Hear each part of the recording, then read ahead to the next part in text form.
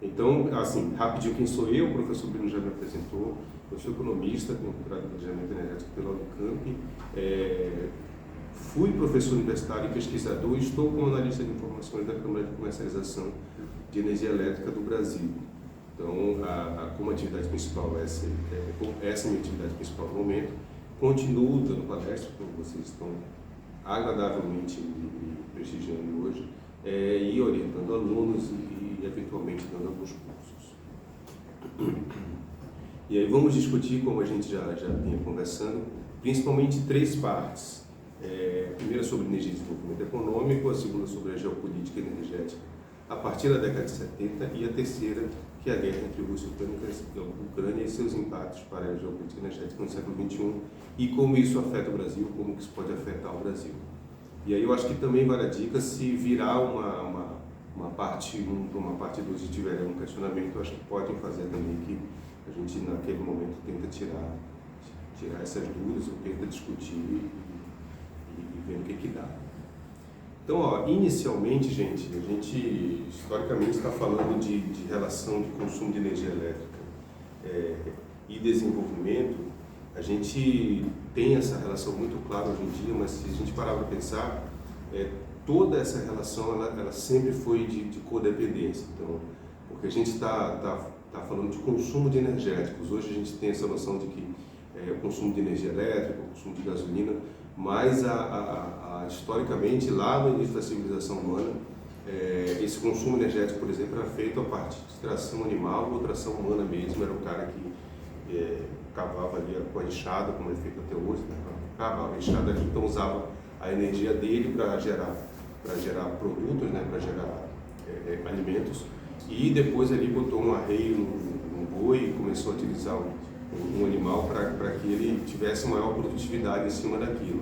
Então acho que essa é uma primeira noção muito clara do que a gente quer discutir, né? Que olha, toda vez que eu aumento o consumo de um energético ou de energéticos em geral, eu tendo a proporcionar melhorias em qualidade de vida em geral para a humanidade. Por que eu estou colocando aqui em geral? Porque nos últimos tempos, nos últimos séculos, por exemplo, a gente tem descoberto que por mais que a gente consuma mais energia e isso aumente a qualidade de vida, tem um lado ruim nessa história, que é os dejetos dessa geração, desse consumo energético. Então a gente tem uma relação aí atualmente muito de amor e ódio, de quanto mais você consome energia elétrica, melhor você está em termos de qualidade de vida, mas ao mesmo tempo você está pior, já que a poluição piora a sua qualidade de vida. Então, hoje em dia temos essa dicotomia, mas em geral, durante toda a história humana, quanto mais a humanidade consumiu energético, mais ela melhorou a qualidade de vida. Aqui, eu vou sempre tentar, gente, essa apresentação ficará disponível, viu, Rafinha? Nesta apresentação mais bonita que eu estou colocando, que eu sei de maneira no PowerPoint, nesta apresentação ela está sem as referências do que é um pecado mortal. Mas eu lhe passo, eu tenho todas as referências anotadas, eu lhe passo todas, você pode passar para todo mundo. Eu sempre tentei colocar figuras e gráficos e números que corroboram o que a gente vai discutindo, o que a gente vai falando.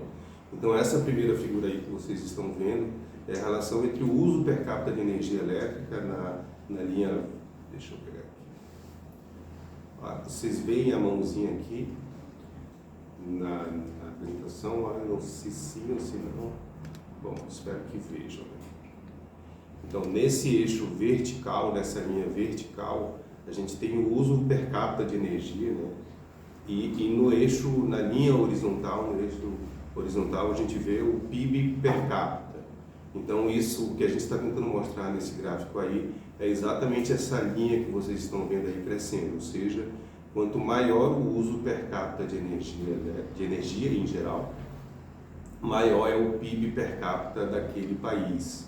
Então, na verdade, essas bolinhas aí tem países e tem cidades. Então, essas bolinhas grandes, por exemplo, são cidades dos Estados Unidos, levando em consideração exatamente essa relação de quanto maior o consumo per capita de energia, maior é o PIB per capita daquela localidade. Aqui a gente tem, já trazendo um exemplo do caso brasileiro, a gente tem a evolução do uso de energéticos, aí essa foi a maior base que eu consegui pegar, com um erro bem clássico ali em cima, 1970 a 2021, Esse gráfico é do Balanço Energético Nacional, é um documento com todo uma análise sobre o uso de energéticos em geral no Brasil, o uso e produção de energéticos em geral no Brasil, feito pela empresa de planejamento energético. Então essa informação que a gente tem é desde a década de 70 a 2018, é o consumo de energéticos no Brasil. Aí a gente está separando esse consumo por algumas grandes fontes. Então essa linha azul que vocês estão vendo lá em cima, aqui em cima, são derivados de petróleo em geral.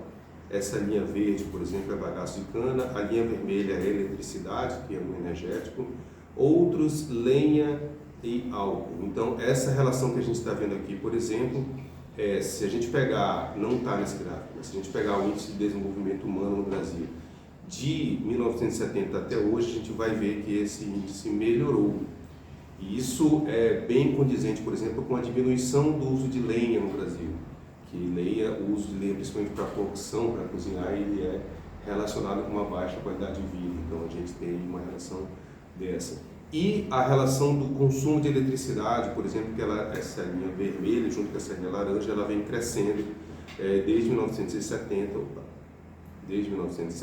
Então isso é novamente uma relação de melhoria na qualidade de vida. E, obviamente, vocês estão vendo essa linha maior aí, que é o consumo de derivados de petróleo, que também cresceu exponencialmente, e aí ele é relacionado muito com o consumo de energia elétrica, mas ele é relacionado muito, por exemplo, com a maior frota de carros e automóveis, e ônibus em gerais, e aviões, então tudo isso está relacionado com esse derivado de petróleo. Aqui a gente tem, ele está menor aqui, deixa eu fazer um negócio aqui rapidinho.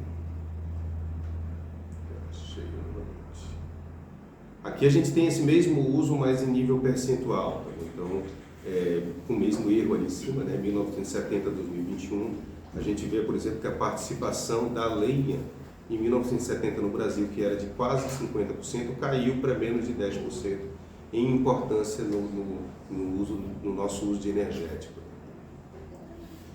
E aí, essa é uma primeira relação que a gente vai começar a discutir nos próximos slides, que é a relação entre consumo, PIB e a elasticidade de renda. Os economistas vão lembrar, vão se regurgitar agora quando a gente fala em elasticidade de renda, que é exatamente a relação entre uma relação podemos dizer que é uma relação de causa e causalidade entre determinada variável e outra. Nesse caso aqui, o que nós estamos estudando é o quanto cresce o consumo de energia elétrica em relação ao crescimento do PIB. Então, o que eu estou dizendo é que o consumo de energia elétrica cresceu 1,39 vezes para cada consumo de 1% do PIB, no caso de 1970 a 1980. No caso brasileiro, esse é o caso brasileiro que a gente está analisando, de 80 a 1990, essa relação foi de 3,75, ou seja, para cada 1 ponto percentual de crescimento do PIB, houve um consumo de 3,75 ponto percentual no consumo de energia elétrica. E assim sucessivamente, esse gráfico é de 2018, então ele está projetando aí para 2019 a 2029 uma relação de 1,29. Isso aí está dizendo para a gente também exatamente o que a gente vem discutindo, de que toda vez, ou essa relação de direcionada, de quanto mais eu aumentar o consumo de energia elétrica, quanto mais aumenta o meu PIB, mais aumenta o meu consumo de energia elétrica.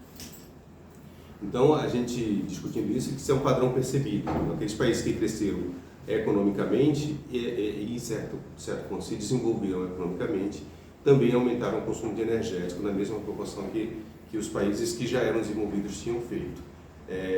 Obviamente, a gente tem diversas poréns nessa história de que, dependendo da estrutura produtiva que aquele país está utilizando, isso pode ser uma relação mais forte ou mais fraca.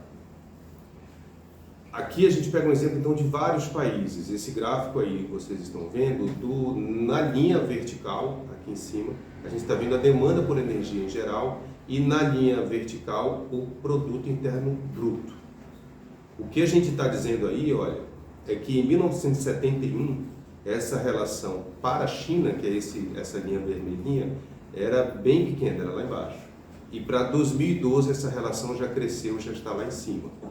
E aí a gente consegue nesse gráfico perceber alguma coisa interessante também. Para aqueles países que não eram considerados desenvolvidos, como a China, como a África, como os países africanos em geral, como a Índia, por exemplo, vocês vão ver que essa linha ela é menos inclinada, ela é mais para cima.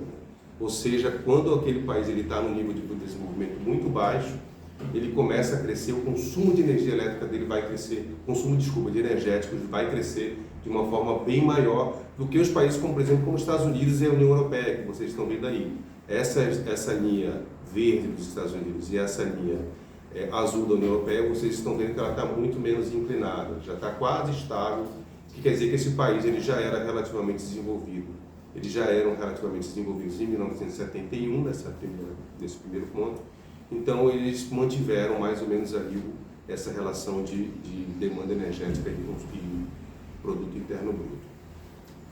Ele é um comparativo genérico, que pode, relacionando esse crescimento com uma melhoria do índice de desenvolvimento humano, e ele mostra que o consumo de energia para produzir um aumento no PIB. E aí, acho que finalizando, chegando nessa última parte da primeira parte, né, a gente fala sobre a intensidade energética, que é o consumo em relação ao PIB, que expressa seria a expressão de uma quantidade necessária para a produção de uma unidade monetária do PIB, então uma medida de eficiência produtiva. Aí a gente vê, eu coloquei esse gráfico aqui exatamente para a gente começar a discutir sobre ele. Mas André, você vem falando que eu tenho que aumentar o crescimento, eu tenho que aumentar o consumo de energéticos para aumentar o PIB. É verdade? É uma verdade. Mas isso não necessariamente vai ser na mesma proporção para todos os países. Aqueles países que se desenvolveram após a Revolução Industrial, imediatamente após a Revolução Industrial, eles experimentaram um crescimento muito grande nos dois. A China, você viu que ela já experimentou um crescimento muito grande, o Brasil também, mas isso não é na mesma proporção que aqueles países anteriormente. Por quê? Porque, em teoria, hoje a gente já sabe mais ou menos o caminho. Então, aquelas empresas novas, por exemplo, que estão surgindo, elas não vão querer consumir uma quantidade grande de energéticos que uma empresa em 1960 faria. Uma metalurgia, por exemplo, ela vai tentar ser o mais eficiente possível para não consumir uma quantidade grande de gás natural no processo produtivo dela, já que esse é um insumo muito importante. Isso é facilmente verificável nesse gráfico que eu estou mostrando para vocês, que ele relaciona na linha vertical a intensidade energética com o passar dos anos. Então, o que esse gráfico mostra para mim? Esse gráfico está me mostrando que em 1970 eu usava 11 megajoules para produzir $200 em poder de paridade de compra. E esse valor, essa relação de consumo de energéticos com o PIB, ela foi decaindo durante os anos. Ou seja, o que eu estou dizendo é que, para o mundo, em linhas gerais, o mundo tem se tornado mais eficiente no consumo de energia elétrica. Ou seja, as indústrias estão produzindo mais com uma quantidade menor de energia elétrica. E aí a gente pode discutir se elas estão fazendo isso por conta do meio ambiente. É provável que não estejam fazendo isso por conta do meio ambiente. É provável que elas estejam fazendo isso por vantagens comerciais. Então a gente pode discutir isso em um outro momento, mas é provável que isso seja por diversos motivos que trazem de uma forma direta eficiência. Aqui acaba que o gráfico ele ficou um pouco ruim, a gente está relacionando isso também. Então essa bolinha lá azul que vocês estão vendo lá em cima é uma taxa de crescimento do PIB e a bolinha vermelha é uma taxa de crescimento de energia elétrica, mas isso é um valor acumulado de 1980, aliás, de 80 a 2015, então por isso que tem um valor bem grande aí. O que a gente está relacionando novamente, pela última vez, é exatamente essa direção entre crescimento econômico e consumo de energia. Aí, fechando essa parte aqui, para o Brasil, como que a gente está imaginando essa evolução de intensidade energética, e lá na frente a gente vai ver por que a gente está falando disso aqui. Essa tabela é a tabela mais atual que tem, tá? Ela é retirada também do balanço energético do ano passado, de 2021.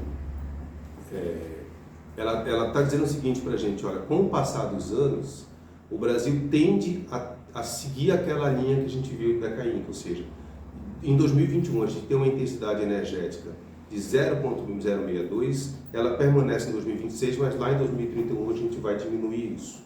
Ou seja, isso é totalmente direcionado também com a elasticidade de renda do consumo de energia no período, ou seja, nós vamos aumentar o PIB, mas o consumo de energia elétrica, ele, embora aumente, ele vai aumentar numa proporção um pouco menor.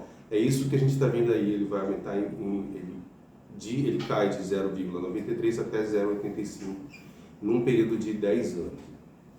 Obviamente, gente, isso é planejado, é expectativa. Se eu tivesse trazido para vocês esse quadro de 4 anos atrás, ele não estaria dessa forma aqui, exatamente porque a gente passou por um período bastante conturbado no mundo por conta da pandemia.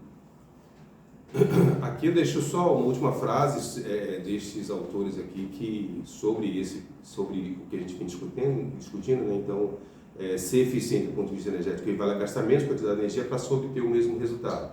Ou ainda gastar a mesma quantidade de energia e obter rendimentos maiores, um melhor resultado final. Concluindo essa parte, por que a gente discutiu isso? Principalmente por conta de 2 motivos. A gente entender que essa relação de consumo de energéticos e crescimento econômico, ela é direta. Ela vai existir sempre que um país crescer economicamente. Mas ela é mais direta, ela é maior para aqueles países que estão no nível mais baixo de desenvolvimento em relação àqueles países que já estão desenvolvidos. E aí podemos citar China, Brasil, BRICS em geral. Esses países eles tendem a ter um crescimento do consumo de energético em relação ao PIB maior, na verdade, do que os países já desenvolvidos, ou seja, Estados Unidos e União Europeia em geral, eles vão seguir uma linha um pouco mais plana. Mas não significa que eles não vão crescer. Esse é o primeiro ponto. O segundo ponto estamos caminhando para uma idade de eficiência. Vamos procurar sempre uma eficiência na relação produtiva. Isso quer dizer que cada vez menos tentaremos, e aí nomeadamente países desenvolvidos, tentarão consumir e depender menos de energéticos no futuro. Eles tentarão tornar a indústria, principalmente aquela indústria que consome muita energia, cada vez mais eficiente. Aí passamos para a segunda parte, Breno, se tiver perguntas, se vocês quiserem fazer, então seguimos. Então vamos seguindo aqui, foi um pouco menos do que eu planejava, mas deu aí uns 25 minutos. Então vamos começar a discutir, principalmente a partir do século passado, essa relação de dependência de energéticos e o crescimento econômico no mundo, né? Então ali a gente tem até meados da década de 60, toda uma indústria de petróleo que foi se organizando, né? Ela foi se organizando para derrubar aquela indústria de dependência de carvão que vinha vindo desde a Revolução Industrial, para que se colocasse o petróleo no lugar por ser mais eficiente, por ser menos poluente e principalmente por ele ter mais facilidade de ser levado em grandes distâncias. Então, o fato de você ter uma mina de carvão ali do seu lado já não seria uma vantagem comparativa, já não seria uma vantagem em relação a outros países. Então, tem um livro muito bom que se chama O Petróleo, é um nome simples, de um autor que se chama Daniel Yergin, se eu não estou enganado. Esse livro é meio como uma bíblia sobre a história do petróleo e conta como foi construída e como foi desenhada a indústria do petróleo em linhas gerais no mundo a partir dos Estados Unidos. Então, os economistas vão se lembrar provavelmente de um cara que chamava Rockefeller, que foi um primeiro bilionário cagardalho que existiu, exatamente porque ele foi um dos responsáveis, ou o principal responsável por organizar a indústria do petróleo lá no início em meados do século XIX, na verdade, né? Meados do século XIX até o início do século XX. Inclusive diversos assuntos econômicos que a gente estuda, desde cartéis, holdings e por aí vai, a gente estuda muito por conta dele, porque ele criou uma empresa que no início do século passado acabou que houve alguns processos por conta de cartéis e outras organizações que ele fazia, e essa grande empresa, que era a empresa que já controlava o petróleo no mundo todo, ela foi desmembrada, e aí surgiram, talvez alguém já tenha ouvido falar, nas 7 irmãs. Essas 7 irmãs eram 7 grandes indústrias, 7 grandes petrolíferas, né, em nível mundial. Eu anotei aqui, eu peguei uma cola aqui, tá? nomeadamente a Royal Dutch Shell, que hoje é Shell, a Anglo-Persian Oil Company, que hoje é a BP, a nossa famosa BP, a Standard Oil of New Jersey, aliás, a empresa do Rockefeller chamava Standard Oil, e ela foi dividida depois, que é a ESSO, a Standard Oil of New York, que é a ExxonMobil, a ExxonMobil que se fundiu, né, depois, que virou a Texaco, que depois se juntou e virou a Chevron, a Socal e a Gulf Oil e a Chevron Texas, exatamente. Então, essas 7 acabaram depois se juntando com elas, e hoje nós temos 4, na verdade, que são a herança dessas 7 irmãs, que é a Esso, a Texaco, a Shell e a BP. Essa indústria, da forma como ela foi organizada, ela propiciou um crescimento por diversos fatores, na verdade, também. Não só ela, muito menos, na verdade, isso, mas os Estados Unidos surfou nessa onda de crescimento econômico também por conta dessa organização dessa indústria do petróleo. E os Estados Unidos até então era um grande produtor mundial de petróleo, até meados do início do século passado, mas com a indústria e a economia crescendo em níveis exponenciais, ele foi ficando cada vez mais dependente do petróleo comprado internacionalmente, ou seja, ele começou a ficar dependente das importações de petróleo. Embora ele produzisse e continuou produzindo bastante petróleo internamente, desde a metade do século passado ele já era dependente do petróleo que ele deveria comprar de fora. Ou seja, ele já não tinha uma autonomia muito grande de petróleo. Quase todos os países europeus da mesma forma, por isso que essa indústria foi se desenvolvendo dessa forma. O último ponto desse slide, como a indústria foi desenvolvendo dessa forma, os países que viraram os países grandes, os grandes produtores de petróleo no mundo, eram países que não tinham uma importância política tão grande na época e geralmente eram reinados, não eram países democráticos. Então, a organização dessa indústria do petróleo usou essas características de serem países, principalmente os países do Oriente Médio, que eram reinados, não eram democracias, exatamente para conseguir organizar da forma como eles queriam. E isso terminou por gerar uma situação em que os países que eram compradores de petróleo em nível mundial, como os Estados Unidos e os países europeus, eles tinham uma vantagem muito grande em relação aos países que eram produtores. Eles compravam petróleo muito barato. Então isso começou a gerar uma série de satisfações e lá para a década de 50, a partir da década de 40, mais 50 e 60, grande parte dessas indústrias, dessas empresas que trabalhavam, empresas que extraíam petróleo nesses países do Oriente Médio, alguns países da África e da Venezuela, aqui no caso da América Latina, esses países eles começaram a olhar com maus olhos essa exploração que eles vinham sofrendo e grande parte dessas indústrias, dessas petrolíferas foram nacionalizadas, elas foram expropriadas, o capital delas foi expropriado e essas indústrias petrolíferas foram nacionalizadas. A partir de então, o mercado foi se reorganizando, principalmente a partir da década de 60, quando foi criada, aí que a gente na sigla aqui, a Organização dos Países Exportadores de Petróleo. Essa organização, que é a melhor definição que a gente tem de cartel em termos econômicos, ela foi criada lá no início da década de 60 por esses países que estão grifados em negrito, aí, pelo Irã, Iraque, Kuwait, Arábia Saudita e Venezuela, e depois esses demais países aí foram se juntando ao OPEP. Esses países aí, quem é bom de história, quem já se tocou, são todos países islâmicos. São todos países que seguem a mesma religião. E esse é um dos problemas que a gente leva quando a gente começa a falar na primeira crise do petróleo. Antes, reformulando, a gente tem uma situação em que os Estados Unidos, que é a maior economia mundial, grande parte dos países europeus, grande parte da América Latina, grande parte dos países asiáticos, é dependente do petróleo. E esse petróleo não é produzido, em sua maioria, internamente nesses países. Esse petróleo é produzido, na sua maioria, até então, nesses 5 países aí que estão grifados em negrito. Aí temos, no início da década de 70, chutarei em 72, 73, eu sou péssimo de data, eu acho que foi em 73, uma crise política desencadeada por uma invasão, se eu também não estou enganado, acho que Egito, Síria invadiu. Egito invade Israel. Exatamente, Egito invade Israel e se desencadeia uma crise política. Por quê? Porque esses países aqui apoiam o Egito. E os Estados Unidos e grande parte da Europa apoiam Israel. E o que acontece? Em retaliação, os países da OPEP embargam o envio de petróleo para os países que apoiavam Israel, Estados Unidos e União Europeia. Isso desencadeia uma crise mundial de petróleo para todo mundo, para todos os países. Por quê? Porque a partir do momento em que você tem um produto que fica escasso no mercado, a tendência do preço desse produto é explodir, a tendência do preço desse produto é aumentar.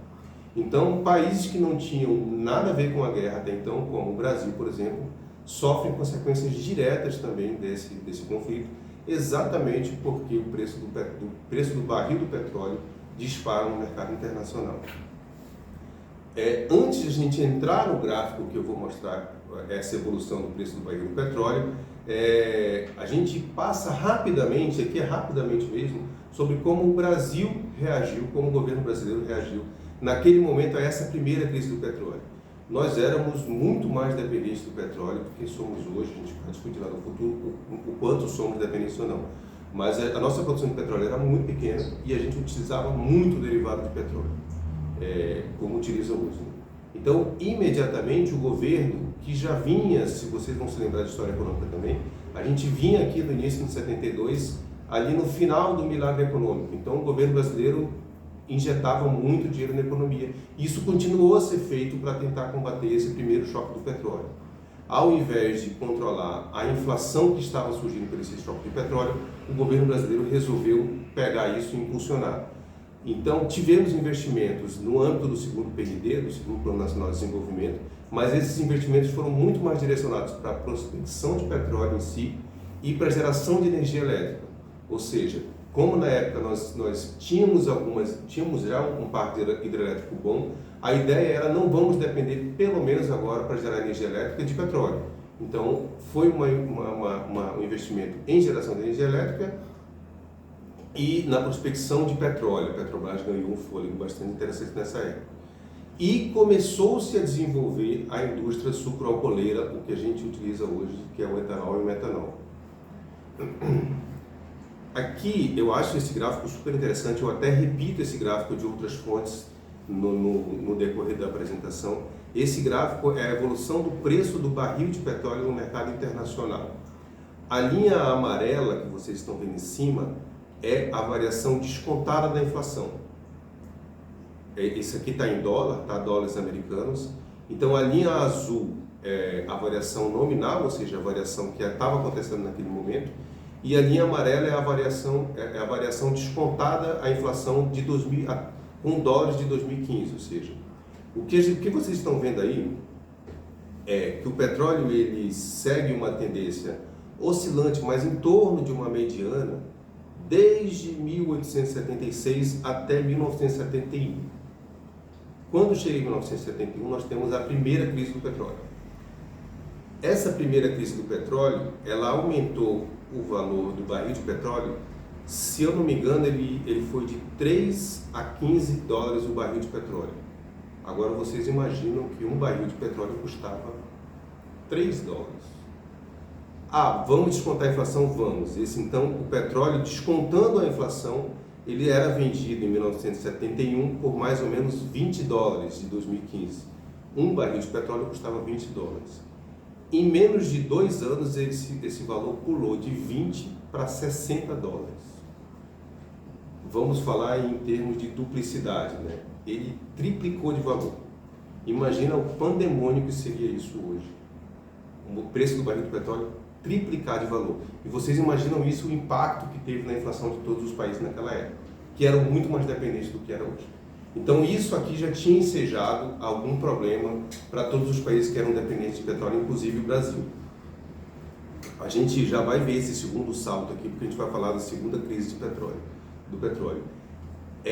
Um exemplo de como isso afetava diretamente todo o processo produtivo de todos os países é este segundo gráfico. Esse segundo gráfico a gente está vendo a evolução do preço das commodities alimentícias. Aqui a gente está pegando 2010 como o centro da série, com valores de 2010. Esse índice de preços, ele leva em consideração só aqueles produtos que são commodities relacionados com alimentação. Então aqui, por exemplo, a gente tem soja, café, arroz, trigo, cevada, carnes em geral, ou seja, todos aqueles produtos de agropecuária em geral. Então, ó, este primeiro salto é exatamente durante a crise do petróleo. Ele partiu de um nível de 20, que seria o índice de preços, para 80 em 3 anos. Vocês reparam que esse valor foi até maior do que o valor que subiu o preço do petróleo, do barril do petróleo. Então, com essa primeira crise, a gente até aprendeu algumas coisas, no caso do Brasil. No caso dos países ao redor do mundo, começou-se a desenvolver tentativas de não ser tão dependente em relação ao petróleo, mas o choque final foi exatamente a segunda crise do petróleo. Por quê? Porque aí nós temos outra situação política, que foi a Revolução Iraniana, e o que aconteceu foi, nesse caso, foi que a produção iraniana parou, ela estopou, e aí o preço, o produto fica escasso no mercado, o preço dele explode novamente. Então, novo aumento do preço do barril do petróleo no mercado internacional, se vocês quiserem conferir, é esta segunda linha aqui, né? Ele estava num nível lá de $50 o barril, ele pulou para $110 o barril, duplicou de preço. O que é pesado, porque a gente estava num patamar maior, né? A gente não estava falando de $20, estava falando de $50 já. Só que dessa vez, os países, principalmente os Estados Unidos e os países europeus, eles adotam uma tática diferente para tentar combater os desdobramentos dessa crise do petróleo. Por quê? Porque eles já estavam escaldados com o que tinha acontecido há 7 anos antes. O que eles fazem? Ao invés de tentar combater diretamente o consumo de petróleo, eles adotam uma clássica política monetária restritiva. Então, a partir de 79, 80, os Estados Unidos, a Europa também, mas os Estados Unidos principalmente, começam uma ascensão de subida de juros, o que a gente conhece hoje, no caso brasileiro, como a Selic. Então, tem a taxa de juros brasileira básica, que é a Selic, e tem a taxa de juros americana, e assim sucessivamente com os países. Então, lá para 1980, os Estados Unidos resolvem começar a subir a taxa básica de juros da economia deles. A ideia básica era, tudo bem, não temos petróleo, o preço da gasolina vai subir. Vai ser um horror para a população? Vai, desde que a população tenha dinheiro para comprar. Se ela não tiver dinheiro para comprar, paciência, a inflação não sobe, porque não vai ter ninguém para comprar. Se isso acontece dessa forma, uma política monetária restritiva, estamos controlando a inflação e, guardadas as devidas proporções, a gente está começando hoje em dia, na verdade, a ver um ciclo bem parecido dos Estados Unidos. A gente já viu o ciclo brasileiro desde o ano passado, agora o governo, o FED, né, o Federal Reserve, está começando a aumentar isso. E aí a gente tem consequências para todos os países, principalmente aqueles países subdesenvolvidos, como era chamado na época, os países em desenvolvimento, porque esses países tinham muita dívida externa atrelada a juros americanos. Então, se vocês... depois eu falo um pouco. Então, essa primeira aqui, ó, esse primeiro gráfico é a curva de juros real e nominal dos Estados Unidos. Na verdade, o nome é outro, né? A gente tem uma curva de curto prazo e uma curva de um pouco mais de prazo, de 2 a 10 anos. Mas o interessante aqui, o que a gente quer ver, é exatamente isso que a gente vem falando. Ó. De 75 em diante, ela aumenta um pouco, aí a partir de 1980 ela tem um pico que vai até 4% em média, até 1984, e aí ele se mantém nesse patamar durante algum tempo. Aqui a gente tem um último gráfico ilustrado. Esse gráfico é do Financial Times, mas eu peguei ele do Valor Econômico, exatamente dando noção dessas crises políticas em relação ao petróleo. Então a gente tem lá em 83 a primeira crise, em 73 a primeira crise, a 79 a segunda crise. E aí o preço do barril do petróleo, vocês veem, a partir de 1985, mais ou menos, ele entra num período de relativa estabilidade, esse período vai até 2010. Esse relativa estabilidade, ele passa de $140 o barril, esse valor já real, né, para mais ou menos uns $40 o barril. Então a gente tem uma situação bem mais calma durante 20 anos. Consequências, né? O Brasil mergulhou numa crise sem precedentes na década de 80, também por culpa dessa crise, da segunda crise do petróleo. Por quê? Porque os juros da dívida externa dos países em desenvolvimento estavam atrelados a esses juros americanos, então a gente tem um efeito dominó aí. E aí sim, você tinha me perguntado antes, Breno, aí sim o governo federal investe pesadamente na indústria sucroalcooleira. Vamos produzir etanol, precisamos de alternativas para isso. Em relação à geração de energia elétrica, como o Brasil havia desenvolvido na década anterior, na década de 70, muito mais a geração hídrica, então a gente tem aí uma estagnação de quase 20 anos na oferta de energia elétrica, sem investimentos pesados nisso. O que a gente pode tirar de lições aí, o que a gente pode tirar de consequências e resultados desse processo de primeira crise do petróleo, segunda crise, dependência, crise dos países dependentes do petróleo, crise da dívida e tudo mais. Aqui está bem resumido, então se vocês quiserem ir colocando comentários aí também, podem colocar e discutimos. Então a gente tem aí, a partir da segunda crise do petróleo, um grande poder para a OPEP de controlar a oferta de petróleo no mundo, e esse poder ele permanece até hoje. Tá bom?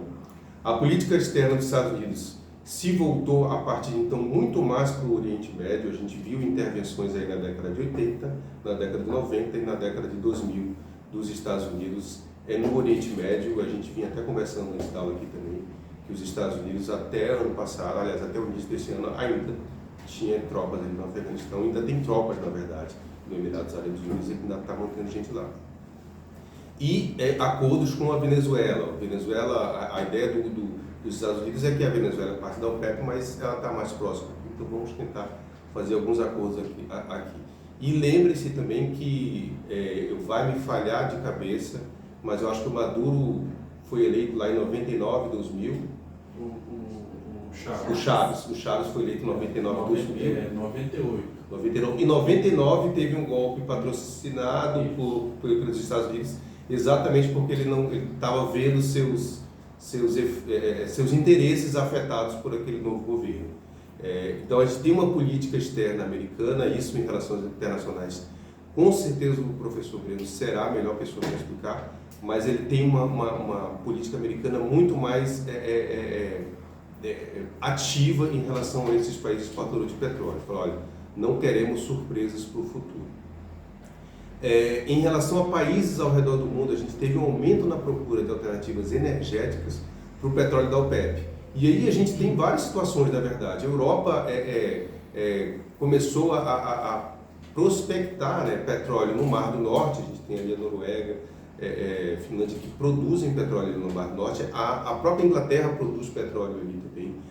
E começaram a desenvolver parcerias com países africanos, por exemplo, com países asiáticos, com países sul-americanos. No caso do Brasil, recebeu investimento europeu, principalmente europeu, um pouco de americano, mas principalmente europeu, porque precisamos de alternativas. Fora isso, no caso brasileiro, por exemplo, as alternativas são o próprio pró-álcool, né? A própria utilização do etanol como combustível. Os Estados Unidos desenvolveu uma alternativa parecida com o etanol de milho também, mas num nível menos importante que no caso brasileiro. E aí a gente pode também concluir assim, André, a gente teve um aumento do investimento em fontes alternativas por conta disso? Sim, a gente teve aumento de investimento em fontes alternativas também por causa disso, mas num nível muito mais tímido. Por quê? Porque quando a gente fala de energéticos em geral, a gente está falando de todos os energéticos para todas as utilizações. Fontes alternativas de geração de energia elétrica é um caso um pouco mais específico, né? A gente teve tanto que o que a gente tem de indústria, principalmente eólica e solar hoje em dia, ela começou a ser desenvolvida durante a década de 80, começou a crescer durante a década de 90 e aí ela começa a aumentar exponencialmente nos anos 2000. A partir da década de 90, né? Lembrem aí do fato político mais interessante do final da década de 80, que a dissolução da República da União das Repúblicas Socialistas Soviéticas. Então a gente tem ali um vácuo naquele processo de Guerra Fria. Então temos o fim da Guerra Fria. A Europa se sente mais à vontade, por exemplo, para começar a fazer investimentos na Rússia, agora na República Russa, né? E aí ela começa a aumentar a parceria comercial com a Rússia, que hoje a gente vê que acabou se tornando um problema, né? Mas enfim, a gente tem então uma situação em que a Rússia começa a se tornar um parceiro comercial em energéticos para a Europa. Os próprios países europeus aumentam a produção de petróleo ali. Por quê? Porque, olha, a gente sabe que a OPEP é o maior jogador desse jogo, mas então não vamos ficar tão dependentes desse jogador. Eles vão continuar influenciando sempre. Então, vamos tentar diminuir um pouco a nossa dependência em relação a isso. Como? Vamos investir em outras fontes, vamos comprar de outros lugares. E olha, você não vai culpar os países europeus que resolveram comprar o gás de onde estava mais próximo, que era ali da Rússia.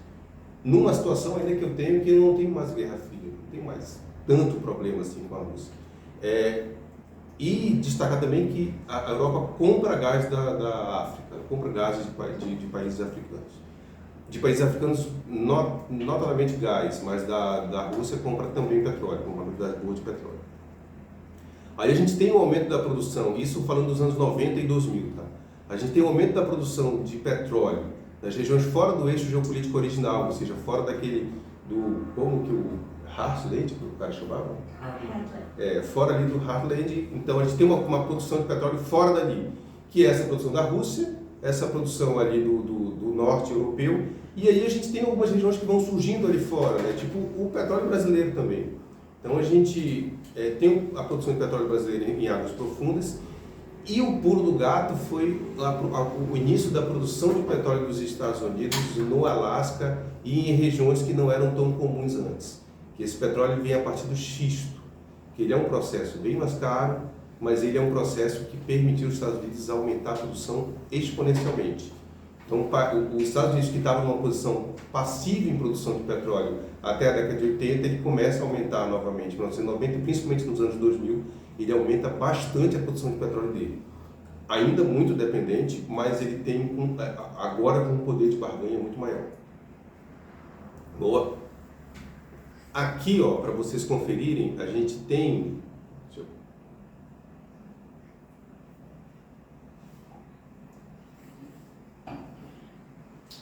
Aqui a gente tem a produção total dos países exportadores de petróleo, ou seja, da OPEP. E aí vocês reparam que a gente tem uma situação que eles aumentaram a produção a partir dos anos 2000 até mais ou menos 2005 e mantiveram essa produção no mesmo nível até mais ou menos 2015. Esse buraco aqui é o buraco da crise da pandemia de 2020, né? E aí, se vocês prestarem atenção na grandeza que eu estou falando aqui, eu estou falando de milhões de barris por dia, eles atingiram um ápice em 37, 38 milhões de barris por dia. O gráfico seguinte é dos países não produtores de petróleo, dos países não participantes da OPEP, ou seja, eu estou falando de toda a produção do resto do mundo. E aí a gente vê que é um nível bem maior, a gente começa a série a partir de 2017 nos 60 milhões de barris por dia e esse valor chega a quase 68 milhões de barris por dia. André, isso quer dizer que a OPEP não é importante mais? Não, pelo contrário, faz as contas aí, a OPEP produziu 38 de 68. Então, ela tem uma produção bastante importante ainda e ela ainda controla o preço do petróleo no mercado internacional. Só que os outros países estão fazendo o dever de casa em relação principalmente ao petróleo. Esse gráfico, eu não sei se vocês conseguirão ver, gente, ele mostra os principais países importadores e exportadores de petróleo e derivados de 2016 a 2020, então esse é um valor agregado. Vamos tomar como exemplo essa primeira coluna, a coluna da esquerda. É a coluna de petróleo bruto, ou seja, barril de petróleo bruto. Quem são os principais compradores de petróleo bruto no mundo? Em primeiro lugar, fora o mundo, né? Em primeiro lugar eu tenho a China, que compra mais ou menos 20% do petróleo bruto do mundo. Depois eu tenho os Estados Unidos, que compra mais ou menos 14%, e aí vai Índia, Japão, Coreia, Alemanha e outros. Quando eu falo dos maiores compradores, né, aquele pessoal que compra mais petróleo do mundo, quando eu falo de petróleo refinado, o primeiro é os Estados Unidos, que compra quase 9% do petróleo refinado que é produzido no mundo, e aí vai Singapura, Países Baixos, México, Alemanha e outros. E gás natural, quando eu falo quem são os maiores compradores de gás natural no mundo, o primeiro, Japão, o segundo, China, Alemanha, Coreia do Sul, Índia, Itália e outros. Os maiores exportadores, quem são? Quem são os maiores exportadores de petróleo bruto no mundo? Sem nenhuma surpresa, a Arábia Saudita é a que exporta a maior quantidade de petróleo bruto no mundo, ela exporta sozinha. 16% de tudo que é vendido de petróleo bruto no mundo, a Arábia Saudita exporta sozinha. Em segundo, Rússia. Em terceiro, Iraque, Canadá, Emirados Árabes, Kuwait e outros. Quando eu vou falar de petróleo refinado, os principais exportadores no mundo, primeiro, Estados Unidos. Segundo, Rússia.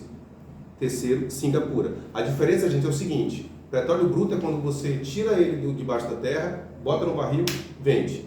Petróleo refinado é quando você tira ele debaixo da terra, refina ele, transforma ele em gasolina, por exemplo, em diesel e vende. E gás natural, quem são os maiores exportadores de gás natural do mundo? Primeiro, Catar. Segundo, Estados Unidos, Austrália, Rússia, Noruega, Argélia e, por último, lá os outros países. Bom, e quem são os países que têm as maiores reservas provadas de petróleo em 2020 no mundo? Esse valor é uma estimativa, tá, gente? A gente encontra valores um pouco divergentes.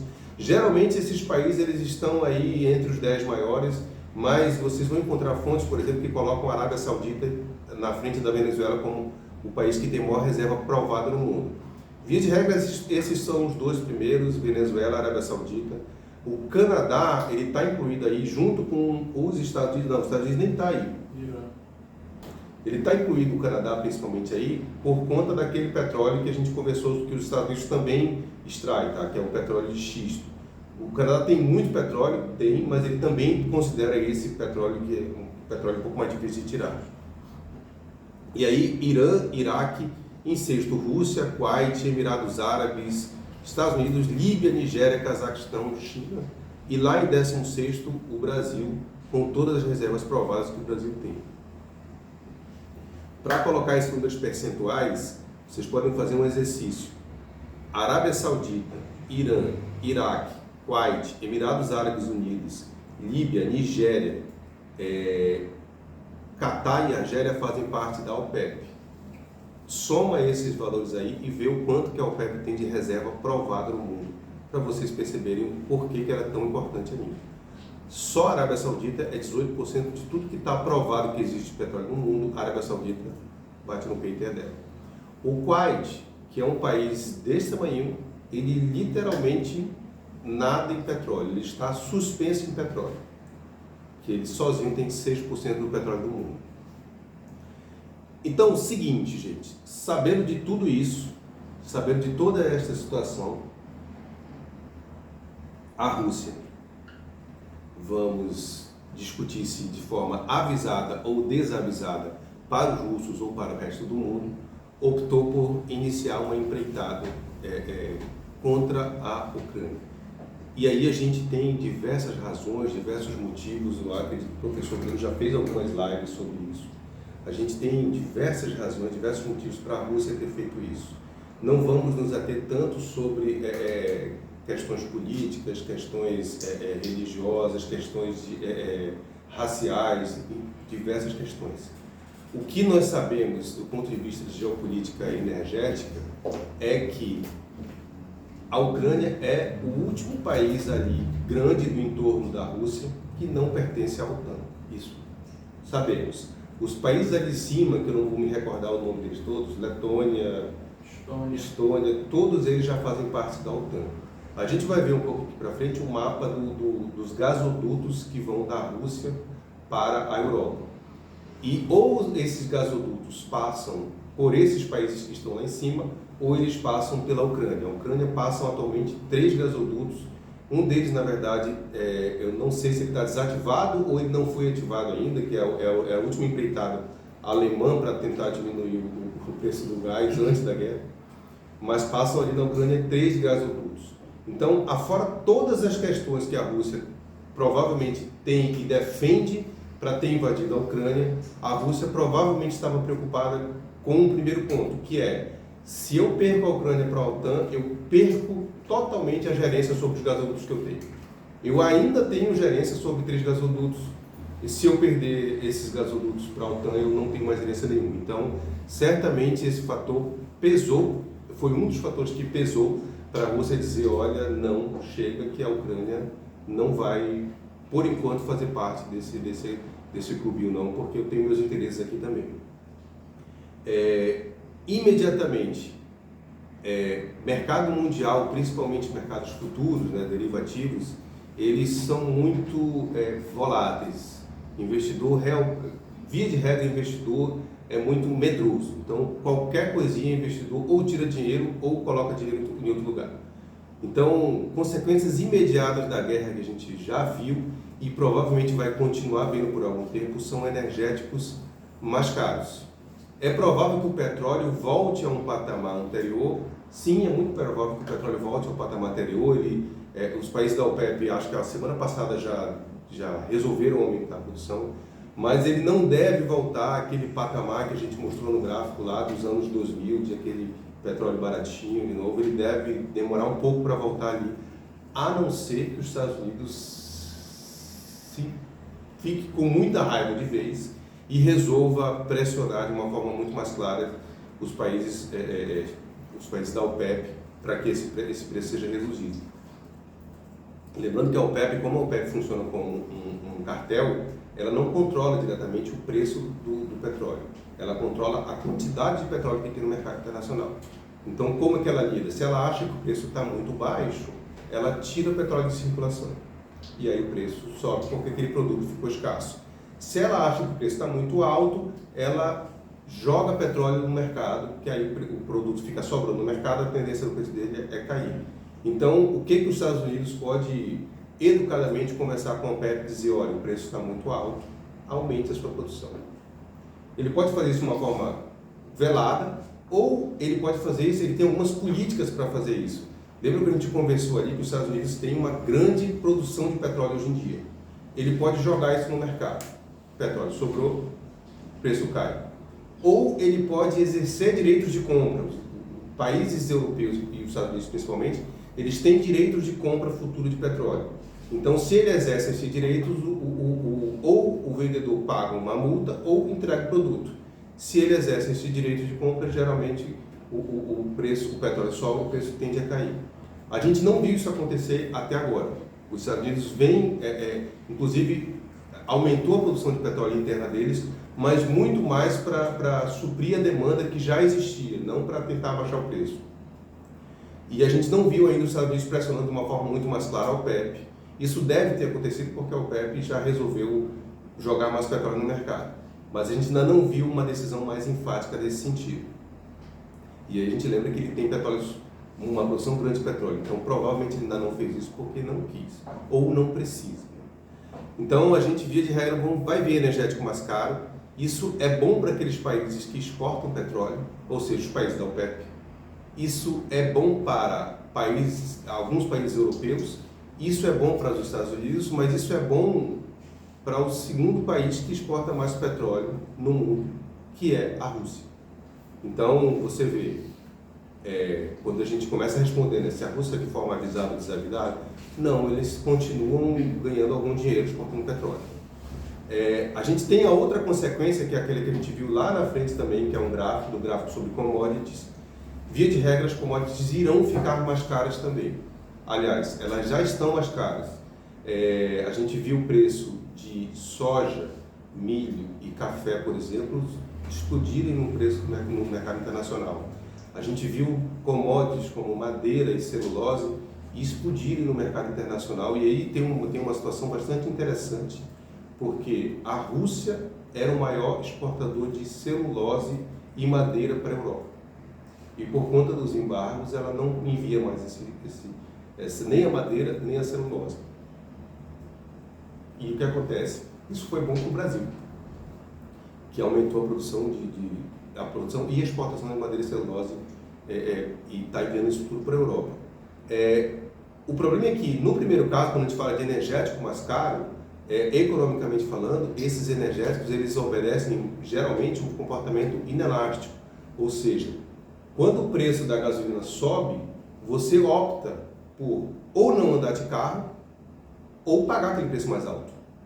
E as pessoas geralmente tendem a pagar aquele preço mais alto porque precisam andar de carro. Isso quer dizer o seguinte, uma das leis econômicas é que quando o preço aumenta, o consumo cai.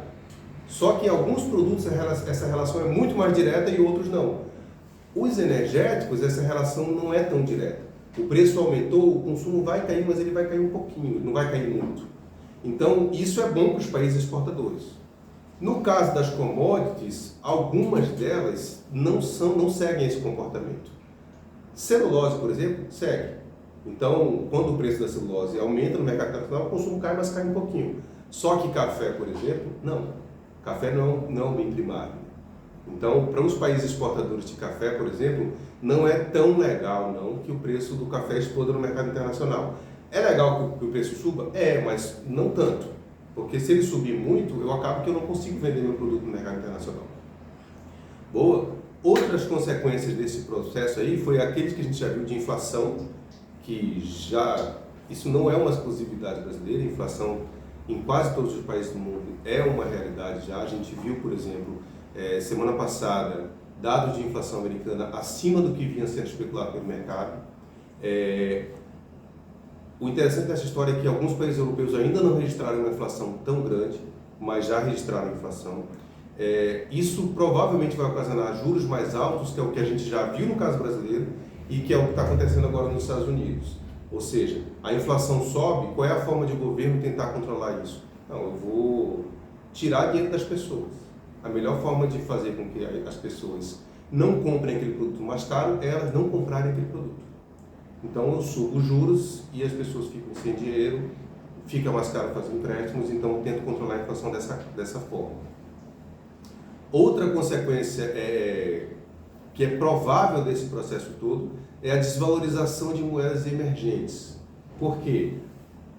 A lógica toda diz o seguinte: se eu vendo mais soja, governo brasileiro, eu produtor brasileiro, se eu vendo mais soja para o mercado internacional, eu vou ter mais dólar aqui dentro. Então, se eu tenho muito dólar, o dólar tende a desvalorizar e o real fica mais legal. Beleza, só que o governo brasileiro está aumentando os juros. E o governo americano também está aumentando os juros. E lembra que o investidor, ele é sensível. Então, se os Estados Unidos aumentam os juros, o investidor fica com medo. Então, ele tira dinheiro do Brasil e leva para lá. A consequência direta é a desvalorização de moedas emergentes, que é o que nós estamos vendo hoje em dia também, por diversos fatores, mas um deles é exatamente esse aumento, esse pessimismo para o mercado internacional e esse aumento de juros americanos. E isso tudo também é consequência dos embargos que principalmente a União Europeia e os Estados Unidos vêm impondo à Rússia. Ou seja, lembra que eu citei o caso da celulose? Pois é um efeito direto do embargo americano. A Rússia não pode vender, o preço da celulose sobe. Aí, o que a gente imagina de cenário de geopolítica a partir de 2020? A primeira pergunta, isso foi quando eu cheguei aqui, eu vim conversando com o professor Breno, a gente pode pensar assim, nossa, mas a Rússia foi aventureira nessa história. Aventureiro é quem nada ao rio Amazonas sem colete. E esse cara é um aventureiro, porque ele pode bater num tronco, ele pode fazer... Então, esse cara é aventureiro. Provavelmente a Rússia mensurou a maioria das situações que estão ocorrendo, a Rússia mensurou. E ela provavelmente tem algumas cartas na manga para que isso não a afetasse tanto. Professor, mas a Rússia deu calote, professor. André, a Rússia deu calote em títulos da dívida pública. É verdade? É verdade. Semana passada a Rússia oficialmente deu calote no títulos que ela tinha que pagar para investidores do mundo. Só vale mencionar que ela não deu calote por falta de dinheiro. Ela tinha dinheiro para pagar. ela não pagou porque a Rússia, por conta dos embargos, de embargo europeu e americano, a Rússia está excluída do sistema mundial de bancos, do famoso SWIFT. Ou seja, ela não tem como pagar. Dinheiro para pagar ela tem, mas não tem como. Como que fica a dependência europeia por petróleo ou gás russo? Como é que esses países europeus vão lidar com isso? E assim, a gente vai conviver com energéticos mais caros por quanto tempo, na verdade? Então a gente vê alguns cenários aí, principalmente com os Estados Unidos suprindo parte dessa demanda de gás europeu, a Inglaterra suprindo parte dessa demanda de gás europeu, e alguns países africanos também, mas isso não é algo tão simples de ser feito. O exemplo é o terceiro gás norte, o terceiro gás natural, terceiro gasoduto que passa pela Ucrânia para a Alemanha. Foi um investimento feito com a maior parte do capital alemão, financiado pela Alemanha e que agora está inativo. Por culpa da Rússia? Não, a Rússia queria estar vendendo lá. Mas se ele está inativo, eu preciso de alternativas para isso. E essas alternativas não são tão baratas e não são tão rápidas de serem implantadas. Então, se a Rússia diminuir o envio do gás para a Europa, a Rússia soluciona esse problema vendendo gás para a China. A China já se tornou o maior parceiro comercial da Rússia. Então, a Rússia ainda será vista como um grande player, como um grande ator no mercado de petróleo e gás natural. Mesmo que os países europeus reduzam a compra, zerem a compra de petróleo e gás natural, a Rússia provavelmente vai sofrer alguns impactos, mas tem mercado para isso. E provavelmente não será só a China, porque petróleo barato não é de se jogar fora, todo mundo compra. A China está aproveitando essa onda e está comprando petróleo barato da Rússia. Tem uma observação importante, que a Rússia tem exportado não só para a China, mas sobretudo para a Índia. E a Índia tem servido como uma espécie de terceira força.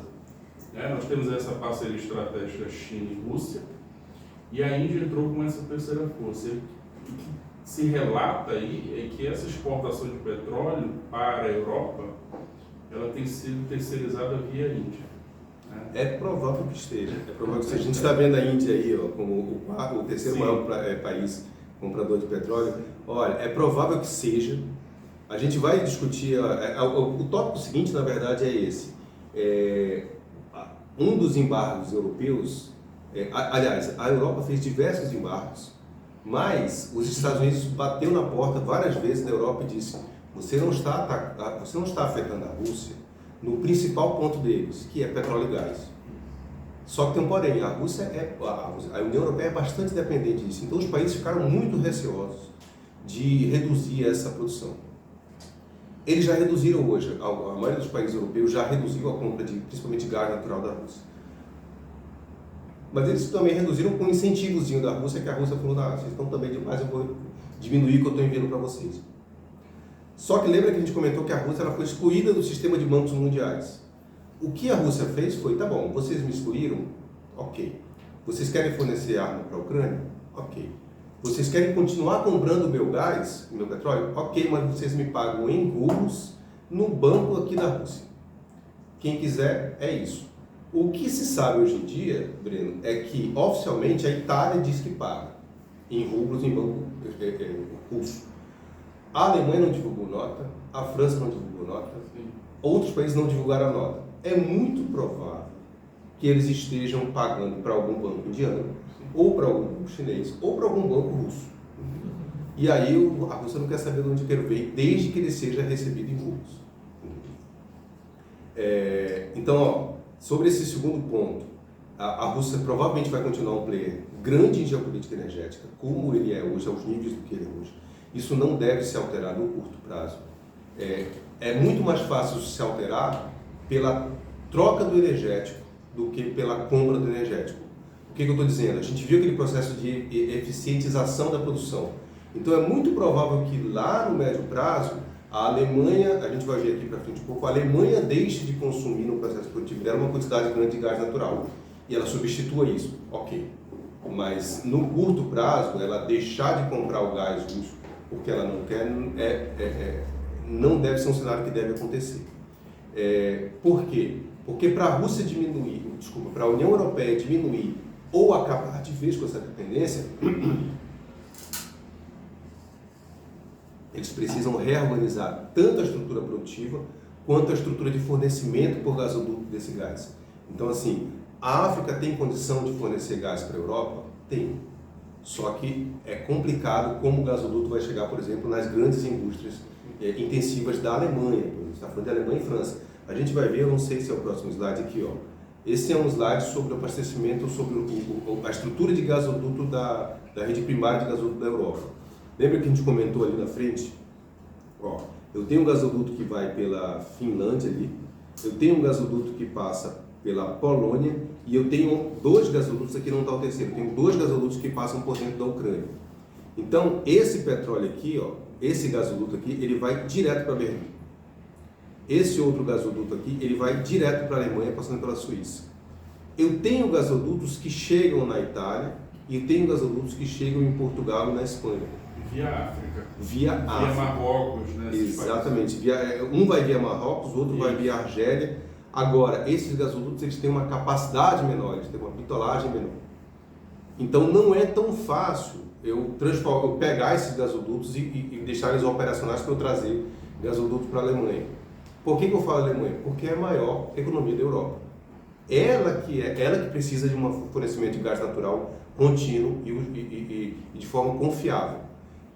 Portugal vai sofrer? Portugal vai sofrer, mas quando a gente pega a proporção de utilização do gás russo por países europeus, a gente chega nesses números aí que são interessantes. O que eu estou dizendo? Eu estou dizendo que Portugal, por exemplo, de 100% de gás que Portugal compra, que Portugal utiliza, só 10% esse gás ele vem da Rússia. É só ver, ele até chega lá de uma forma muito da sua louca, mas ele vem principalmente da África. Em comparação, a França é mais ou menos 25%, a Itália não está aí porque ela não divulgou valores, a Alemanha, cerca de 50% de todo o gás que ela utiliza na indústria dela vem da Rússia.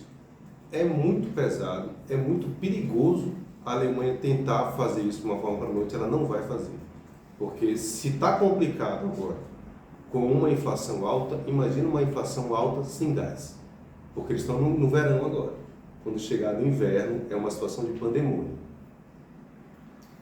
Então, quando a gente pensa em cenários, a gente já viu que a Rússia, ela provavelmente continuará sendo um player grande, um player importante, e um player de destaque nesse cenário geopolítico. A OPEP ficará? Provavelmente ficará como um player importante também. Esse eixo não deve ser deslocado. Mas a gente pensa no médio prazo, e foi isso que a gente começou a discutir ali. Olha, países europeus no curto prazo não vão deixar de comprar gás da Rússia. Mas no médio prazo é muito provável que eles queiram alternativas, porque aprenderam com o primeiro choque do petróleo, aprenderam com o segundo choque do petróleo, estamos aprendendo agora com a Rússia. Se a gente continuar dependente de um país só, se a gente não tirar todos os ovos de uma mesma cesta, continuaremos sofrendo. Então, é provável que países que produzem energia de forma limpa ganhem destaque nesse cenário geopolítico energético. Energia limpa, a gente tem algumas opções. Eólicas, fotovoltaicas. O governo alemão, a gente vinha discutindo, o governo alemão já voltou a considerar nuclear como energia limpa, ou mesmo utilização de carvão, desde que com processos que a gente chama de captura de CO2. Você utiliza o carvão, mas você injeta que ele está gerando CO2 em cavernas, em buracos e por aí vai. Mas a gente tem um problema com essa história toda. Deixa eu ver o próximo slide. A gente tem um problema com essa história toda. Por quê? A base dessa energia ela tem que ser confiável, sempre. Vamos chegar lá. Qual é o plano? Qual é o plano principalmente europeu e aí o que pode ajudar o Brasil e outros países que produzem energia renovável podem se tornar atores mais importantes nessa geopolítica energética a partir desse ano, a partir de 2022. Utilizar fontes renováveis para começar a substituir, principalmente a utilização de gás natural em indústrias que sejam grandes consumidoras de energia elétrica, como indústria energo-intensiva. A gente está falando, por exemplo, de montadoras de automóveis, metalurgias em geral, mas indústria pesada de maquinário de forma geral, são indústrias que são grandes consumidoras de energia elétrica. O caso mais claro, o caso mais clássico, conhecido hoje em dia, é a Alemanha e a sua fascinação pelo que ela está chamando de hidrogênio verde, que vem sendo convencionado chamar de hidrogênio verde, que é uma série de indústrias intensivas em consumo de energia elétrica que utilizam o hidrogênio na sua base produtiva. E o que a Alemanha está tentando fazer é, eu quero substituir essa produção de hidrogênio da forma como ela é feita hoje. Por quê? Porque a produção de hidrogênio como é feita hoje, ela é feita a partir de gás natural, em sua maioria. E ela fala, não quero, porque gás natural, eu estou aprendendo agora com a Rússia, por exemplo, que isso é um problema. O interessante é que ela começou a planejar essa substituição antes da invasão da Rússia. Não era a invasão da Rússia na Ucrânia não era um ponto principal para a Alemanha estar planejando isso. Ela estava planejando até então com fins ambientais mesmo. Eu estou programando porque eu quero reduzir a minha emissão de CO2. Só que até então, como eram para fins ambientais, era para inglês ver. Não. Eles lançaram esse projeto ano passado e falaram, vamos pensar. Então temos um prazo aí de talvez 5 anos, talvez 10 anos, vamos pensar. E a partir da invasão da Rússia, o vamos pensar passou para vamos agir. Porque agora temos um estimulador que é muito maior, que é o gás, a gente não tem autonomia sobre ele. Então vamos tentar substituir isso. Fora isso, nós temos mercados decorrentes dessa utilização de renováveis, que seria o mercado de carbono, e certificados de emissão de energia renovável. Primeira conclusão aqui, é provável que no médio prazo a gente ainda tenha uma reorganização de dependência energética, com alguns países exportadores dividindo o protagonismo com países exportadores de energia limpa. Por que eu estou falando no médio prazo? Porque isso não deve mudar em 5 ou 10 anos. Isso deve demorar um pouco mais de tempo para mudar. E a gente não sabe também qual vai ser o nível de protagonismo desses novos países exportadores. A gente espera, como possíveis exportadores de energia limpa, que a gente tenha um nível de protagonismo que seja um pouco maior do que a gente tem hoje em dia. E aí a gente começa então a analisar o seguinte: é possível que esse eixo energético, essa geopolítica energética, ela seja alterada do Oriente Médio, da Rússia, para outros países? É possível no médio prazo, a gente consegue ver que isso pode acontecer no futuro. De forma abrupta, jamais. Por que jamais? Porque produção a partir de gás natural e de petróleo é confiável. Então é preciso que se estruture de vez toda uma cadeia produtiva que seja adaptada a isso e que seja segura também. E a gente vai ver aqui no próximo slide que energias limpas, como eólicas e solares, elas não são exatamente confiáveis do ponto de vista de intermitência. Elas geram quando tem vento e quando tem sol. Então, nesse contexto, o Brasil tem espaço? O Brasil tem espaço. Mas o Brasil, assim como outros países, ele é bastante dependente ainda de petróleo refinado.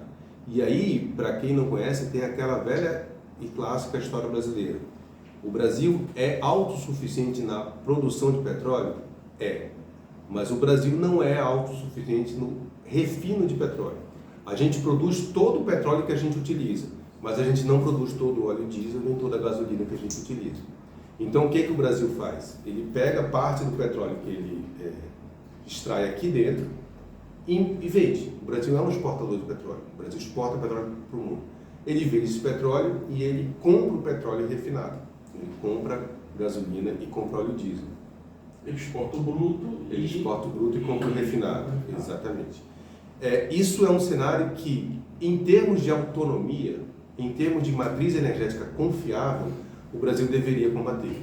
O Brasil deveria ter mais investimentos ou realizar mais investimentos, para que ele se torne mais autossuficiente no refino, para que ele não seja, para que ele tenha mais maleabilidade quando surgirem crises como essa que a gente está passando agora. O Brasil possui uma matriz energética limpa, uma matriz elétrica limpa, uma das mais limpas do mundo. Se não a mais limpa, o Brasil possui uma das matrizes elétricas mais limpas do mundo. Mas a gente conferiu agora aquele slide lá no início, em que, em termos de energético, o energético mais utilizado no Brasil ainda é o derivado de petróleo.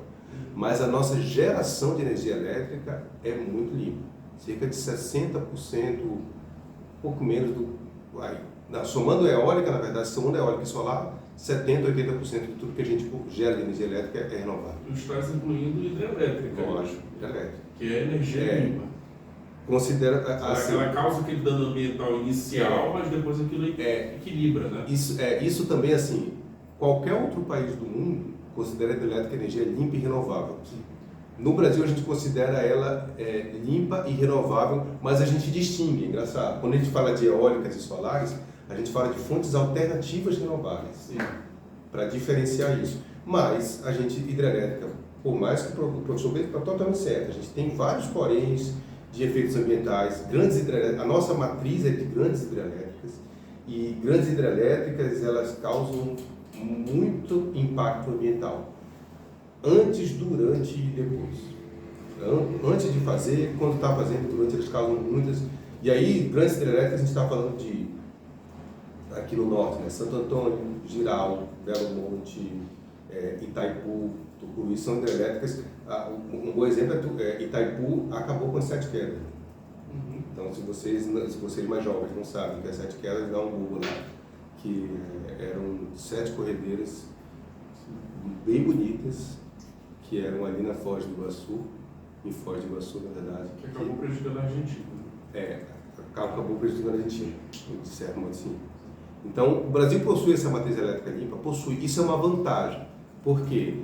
Porque, lembra, a ideia do Brasil, a ideia dos países é exportar energia limpa. Então, isso é uma vantagem para o Brasil. Só que o Brasil precisa fazer algumas tarefas de casa antes. Uma delas é tentar se tornar menos dependente do petróleo refinado que ele é obrigado a importar. André, tu vais ficar em Brasil ainda? Ou está saindo do Brasil? Estou saindo, não, vou ficar no Brasil. Ah, tá. Em relação à energia nuclear, né? Nós temos Angra, né? Eu acho que, enfim, como é que isso anda aqui no Brasil? Porque há toda uma mística política em relação à energia nuclear, né?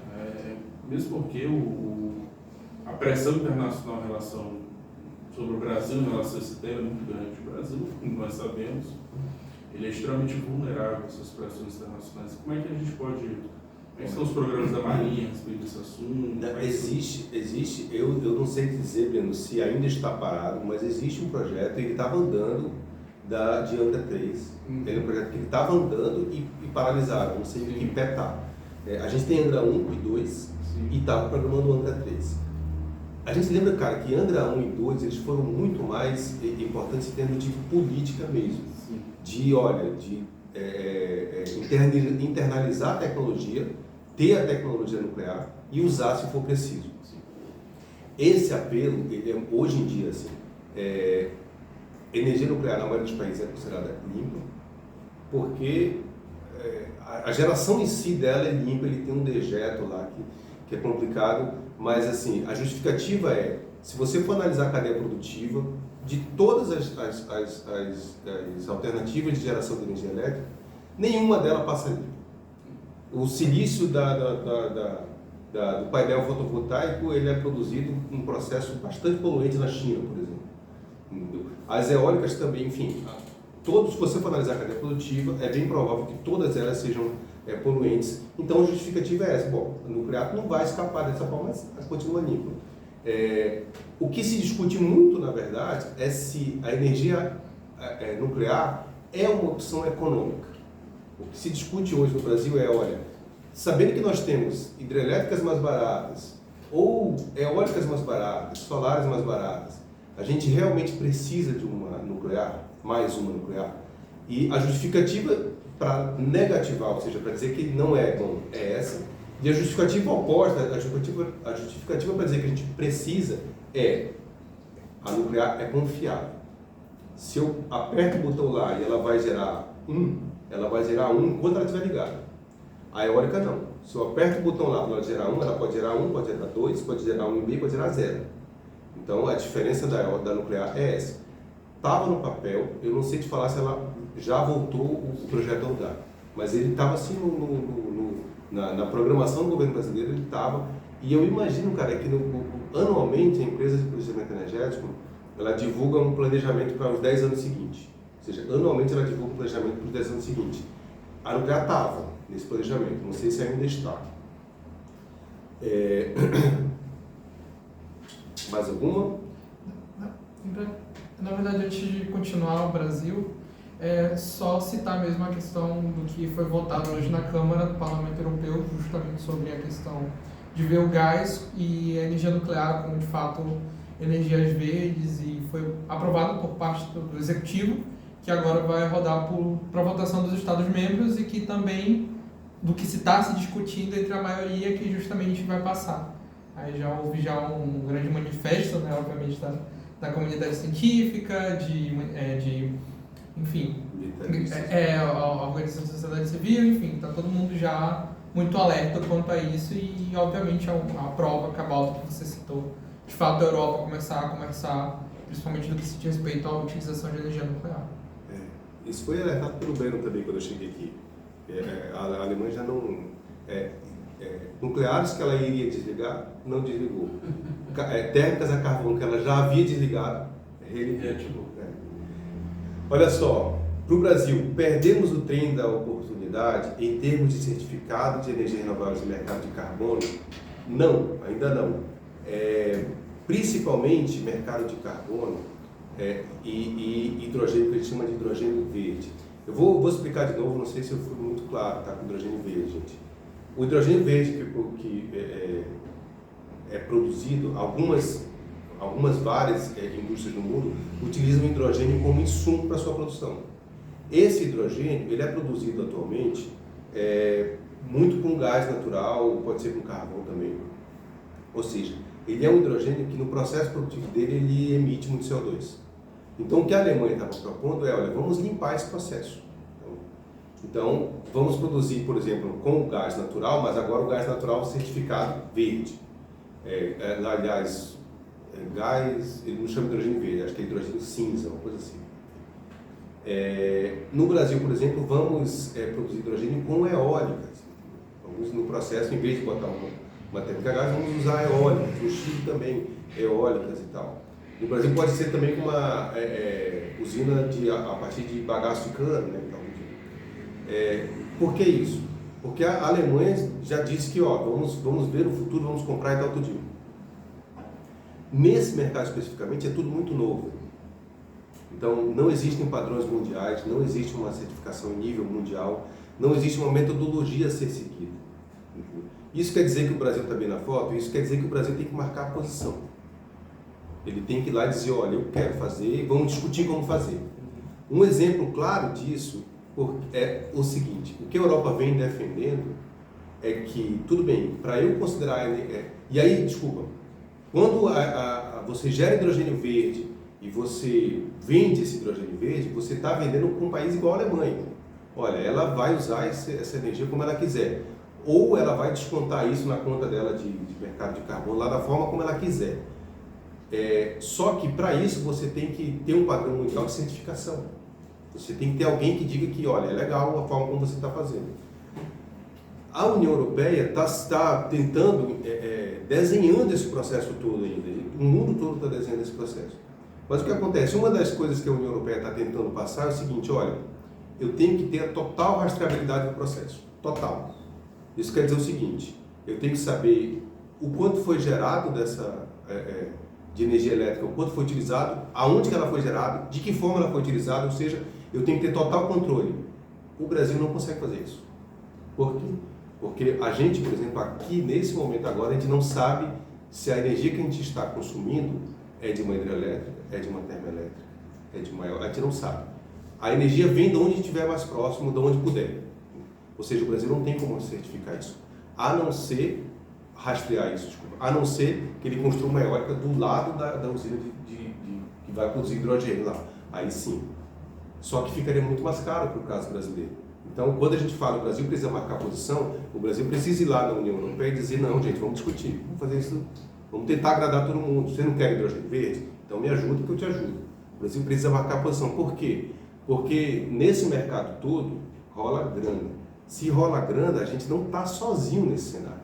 Tem muito país pelo mundo que está mais adiantado no Brasil em termos de política para incentivo de hidrogênio, em termos de certificação, em termos de metodologia. Tem muito país que está surfando nessa onda.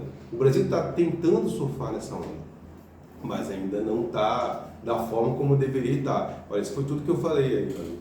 Quanto que você vai ter que investir, qual vai ser a estrutura, que modelo você vai ter de negociação, precisa marcar posição. Outros países, como Chile e Austrália, já estão fazendo esse slide aqui. Esse slide é um slide conhecido também já no meio, tá, gente? Os países em escuro são aqueles países que já possuem uma estratégia nacional de hidrogênio. Ou seja, são aqueles países que, em termos de organização, são mais organizados possível. E aí a gente vê países da Europa que faz sentido, mas não são concorrência para o Brasil. Agora, a gente vê a Rússia, por exemplo, que será um concorrente, a Austrália, que será um concorrente, e aqui do lado a gente tem o Chile, que será um concorrente. Então, ou o Brasil se organiza de uma forma mais clara, porque a gente tem nesse azul mais escuro esses países, no azul um pouco menos escuro, a gente tem países preparando uma estratégia para o hidrogênio, e aí a gente tem lá o Canadá lá em cima e a China, e aí vocês lembram que é o seguinte, a China entrou na brincadeira, a brincadeira acaba para a maioria dos outros. Então você tem que entrar antes na brincadeira. E aí a gente tem no azul mais clarinho, países que estão tentando fazer projetos pilotos, projetos de suporte para o hidrogênio, que é o caso do Brasil, que aprovou uma lei há algum tempo, para tentar definir essa governança. Ou seja, estamos fazendo? Estamos, mas ou a gente vai fundo no processo, ou a gente começa a discutir de forma mais clara e marca a posição, ou a gente vai perder esse trem aí também. Que é o caso da América Latina, né? Exato. Porque a América Latina tem um potencial energético aí sem paralelos. Aquele país mais azul na América Latina é a Bolívia, que é um grande produtor de gás natural. Ele não está dormindo no ponto. Não estão dormindo no ponto. Extração de lítio lá, os bolivianos exploram muito. Exatamente. Eu acho que estamos chegando no final, gente. Estamos chegando no final. Então a gente viu ali toda a evolução do nosso pensamento, né, até chegar na geopolítica energética possível para todos os países. E ali a gente viu o seguinte: é possível que a gente tenha uma situação em que o eixo de geopolítico não se altere, ele permanece ali nos países da Europa e da Rússia, mas que a gente tenha um desdobramento para outros países, para que outros países possam tentar acompanhar ou entrar nessa geopolítica energética. Como? A partir da utilização maior de fontes renováveis. E aí a gente citou alguns projetos como certificação de carbono, hidrogênio verde, e como isso deveria ser direcionado. Esse último slide é muito mais para incitar debates, ou seja, a matriz energética brasileira é limpa? Mas como que a gente consegue utilizar ela da melhor forma possível? Entendeu? Hoje em dia, a gente sabe, por exemplo, que se a gente produzir ou ousar produzir 5% do que a Alemanha vai querer comprar, ou uma porcentagem baixa do que a Alemanha vai comprar de hidrogênio verde, a gente vai ter que fazer altos investimentos. Por quê? Porque a gente tem que fazer investimento em linha de transmissão, em gasodutos, em novas usinas, ou seja, é um alto investimento. Então, a gente precisa organizar isso.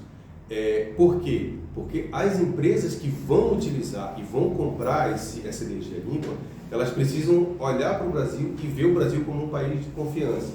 Elas precisam ver o Brasil como um país que tem uma estrutura que, eu me sinto à vontade agora, então eu quero ou comprar o hidrogênio que vocês utilizam, ou eu quero investir no hidrogênio que vocês vão produzir aí dentro. É possível? Sim. Esse segundo tópico. Mas pontos importantes precisam ser resolvidos. O quê? A gente não pode ficar batendo cabeça em tentar atrair investimento em energia limpa e ter, por exemplo, uma política que incentive queimadas em florestas, por exemplo. Isso porque, se quer queimar, quer. O problema é o seguinte, você, para conseguir vender energia limpa, você tem que vender o seu produto. Para conseguir trazer investimento, você tem que vender o seu produto. Então, aquela empresa alemã que está planejando produzir hidrogênio verde aqui no Brasil, ou planejando comprar hidrogênio verde no Brasil, se ela tiver que optar por um país que produz energia limpa, mas tem uma política ruim de combate à emissão de CO2 de queimadas em florestas, ela vai comprar de um país que não tem esse problema. E a Bolívia está aqui do lado, e o Chile está aqui do lado, e a Austrália está ali. Então, vamos fazer o dever de casa também, né? Vamos organizar essa política de forma que ela não contemple saídas dela, ela não contemple desvios nesse caminho. Outros casos, nesse último tópico aí, a gente precisa de uma matriz limpa e com segurança. Por que eu estou falando isso? Eu não sei se isso aconteceu aqui em Manaus, tá, gente? Eu não vi. Mas, anualmente, as empresas de distribuição de energia elétrica, elas têm um aumento aprovado pela Agência Nacional de Energia Elétrica. E a gente sabia que de 2020 para cá ia ter uma porrada por conta dos incentivos que foram dados, por conta das contas que foram feitas para que as distribuidoras não entrassem em situação de falência, entrassem em situação ruim. Agora chegou a conta. Eu me lembro do caso, eu acho que foi do Ceará, em que foi aprovado um aumento de, vou chutar, 20%, e esse aumento foi barrado na Justiça. E aí depois o Congresso agora resolveu fazer o aumento para baixar a conta. O problema é que isso traz insegurança contratual. Sim. Se você assinar um contrato, mantém ele. Porque se eu sou uma empresa que quer investir no Brasil e eu vejo uma situação dessa, eu falei, não. Se não tem segurança contratual, você não pode mudar o jogo no meio da regra do jogo. E lembrando que a distribuidora no Ceará é privatizada, ou seja, ela está obedecendo a critérios, ela provavelmente, quero crer, que cumpriu a parte dela, então, olha, o governo cumpra a sua. Se eu não vou ter aumento, se eu não tenho aumento, eu não consigo pagar as minhas contas. Então, eu não vou continuar investindo num país que não tem uma segurança contratual, que não me dê segurança para cumprir o contrato que eu assinei ali atrás. Então, isso é outro problema, isso não pode acontecer. Se a gente está pensando em se tornar um grande país exportador de energia limpa no futuro, vamos resolver problemas aqui dentro, então, né? Não podemos pensar em se tornar um grande país exportador se a gente não vai trazer uma segurança contratual para esse investidor. E por último, ambientes políticos muito conturbados costumam não ser bons para os negócios. Isso quer dizer o quê? Se você não fornece um ambiente político, se você não fornece um ambiente de segurança contratual, se você não tem uma política boa de combate à emissão de CO2, por exemplo, mas você tem um ambiente político organizado, sem maiores conturbações, é provável que você ainda consiga conversar. O problema é quando tudo está errado e mesmo o ambiente político não ajuda. A gente vem sofrendo, por exemplo, nos últimos anos, nos últimos meses, na verdade, oscilações na Bolsa, muito por conta de situação internacional, mas muito por conta de ambiente político.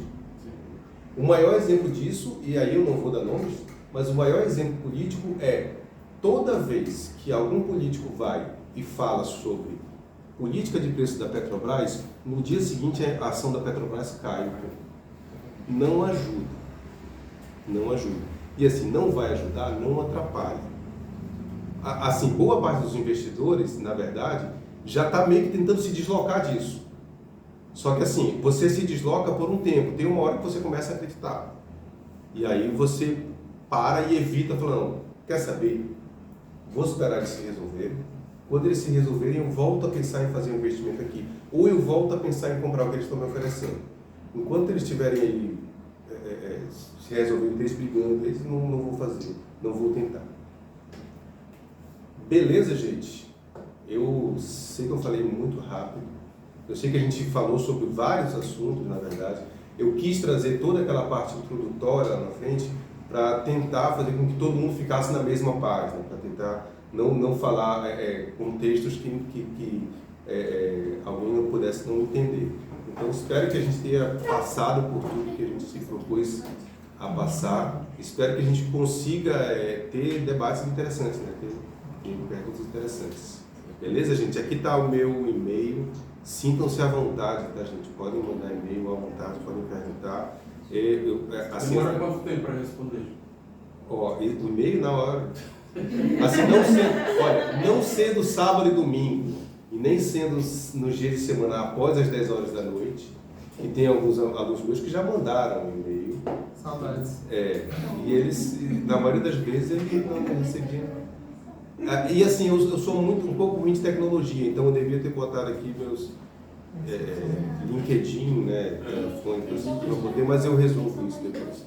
Então vamos aplaudir, pessoal.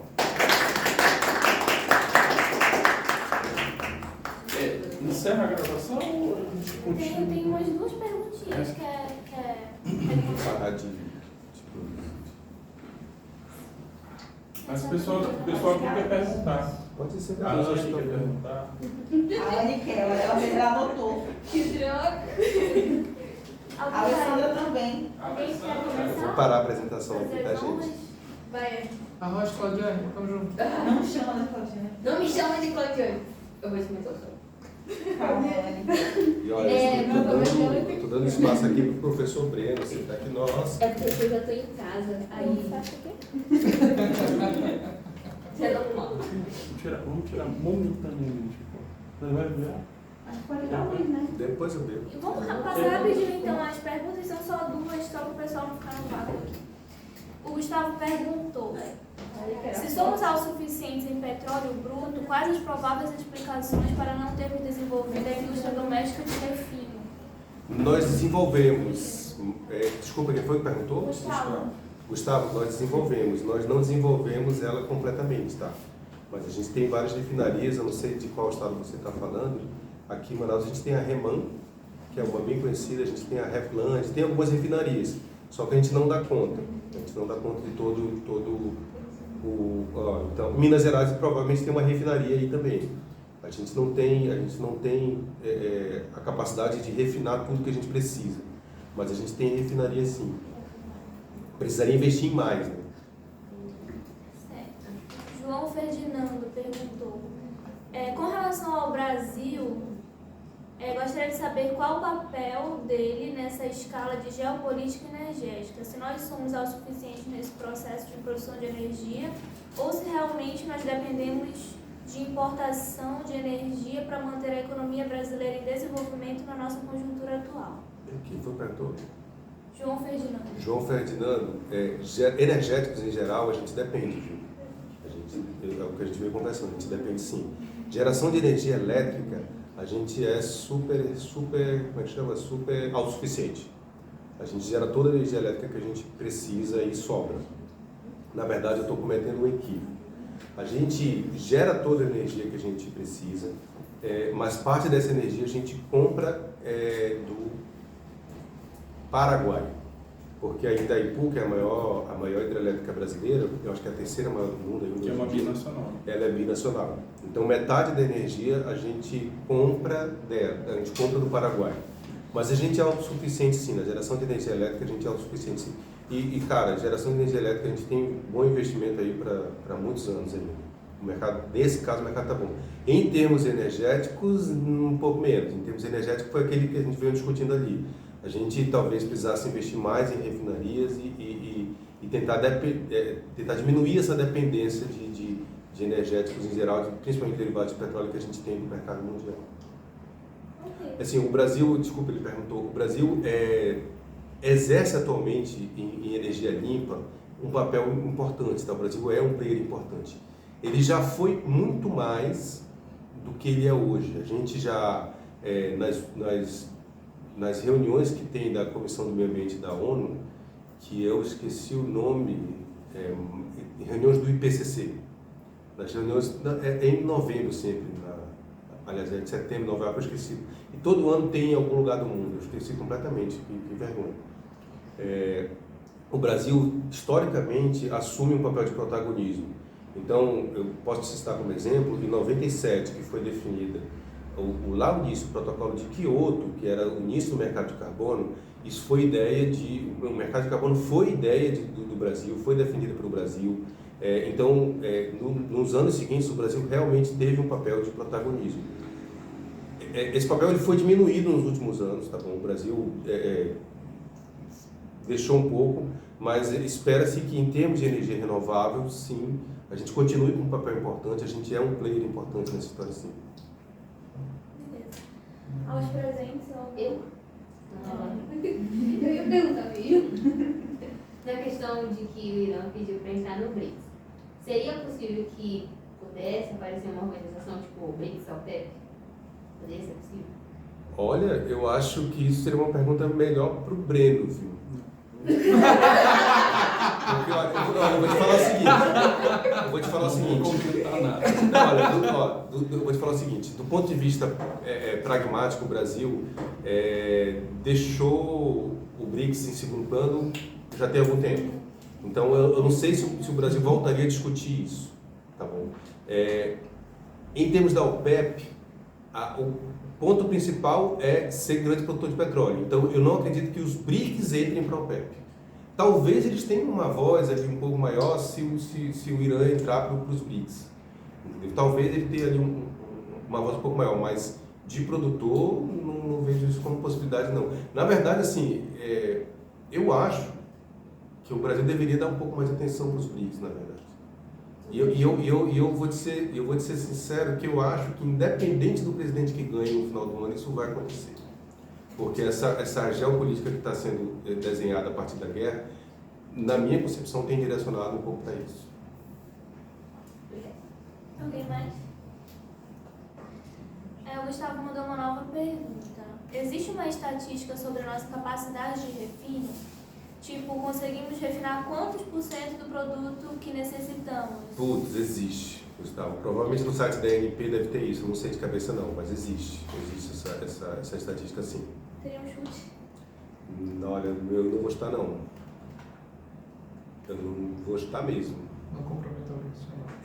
Não, na verdade porque ela variou. Ela variou bastante. Então, a gente tem algumas, hoje em dia, a gente tem algumas refinarias que foram privatizadas. Então, aí já é uma decisão política, uma decisão econômica dessas refinarias também. Então, pode ser que no mês seja maior, no mês seja menor.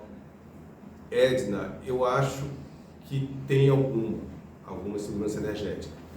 Por que eu estou falando isso?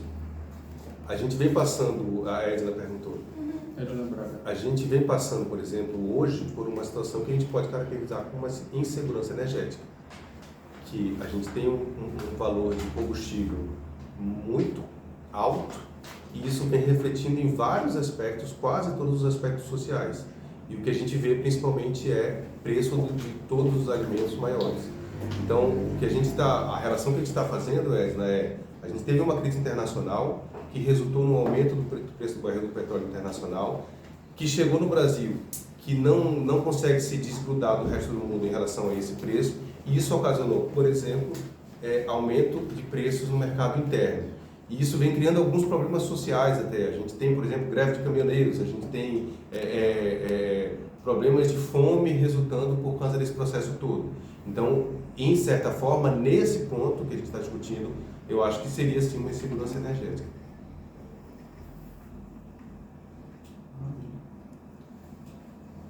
Olha, Breno, é isso, gente. Eu gostei muito. Espero que o Breno me convide. Eu até dei uma ideia para ele lá no início, para a gente fazer outras reuniões dessas para discutir outros aspectos inerentes desse processo todo. Gente, muito obrigado por todas as perguntas, tá? Tá gravado, a apresentação também está disponível. Então, assim que vocês quiserem, podem entrar em contato comigo também. Obrigado por todo mundo que veio aqui. Tchau, gente. Valeu, obrigado, hein? Obrigado, pessoal. Não, aqui. A gente vai fazer aqui, conforme prometido, um sorteio de uma camisa do diploma, tá bom? E o nosso querido André, olha aí, Kevin. Que responsabilidade. E o André vai escolher o nome, tá? Então, joguei. Vamos lá, André. Pô, era bom filmar, né? Pra Aí. dizer que não tem treta. Pra ter fraude. Auditoria disso aí, hein? Auditoria disso aí. André, confio em você. Aqui o voto é impresso, hein? Ó, eu não vou nem ler, vou dar para o professor Breno ler. Olha quem foi. O Eudes Simões. O eu estava aqui que eu Ele vi. estava aí, eu vi também. Cadê o Eudes? Ainda está por aí, será? Se não tiver. Tá aí, pronto. Tá aí. Eudes, agora não falta motivo para vir aqui buscar tua camisa, tá? Tem que pegar tua camisa aqui, tá bom? Pessoal, gostaria de agradecer ao professor André. Inclusive, eu vou dar de presente para ele a camisa do diploma. Peraí que eu vou abrir para você. Abre aí, pessoal. Unboxing ao vivo. Só não vai abrir o segundo presente, tá? Olha. Então tem a camisa, Aqui, né? eu vou mostrar aqui. E Lá de trás. Frase nada criativa. aí. Maravilha. E o segundo presente do André, né? Olha, O gato negro. olha, adorei. Não sou um profundo conhecedor de vinho, mas bebo. É a minha situação também. Zero erros. Autor Obrigado. zero erros. E o certificado de participação do evento, Olha aqui, né? olha aqui. Cheio de mimos, muito bom. Você viu? Eu quero mais vezes, já. Eu quero mais vezes. Mimadaço aí, olha. Bom, pessoal, então dou por encerrada a nossa palestra de hoje, tá? Essa palestra, como ela foi muito bem sucedida, então nós certamente retomaremos outros assuntos de relevância, de importância para o Brasil e para o mundo. E agradeço a todos, muito obrigado. Tchau, tchau, hein?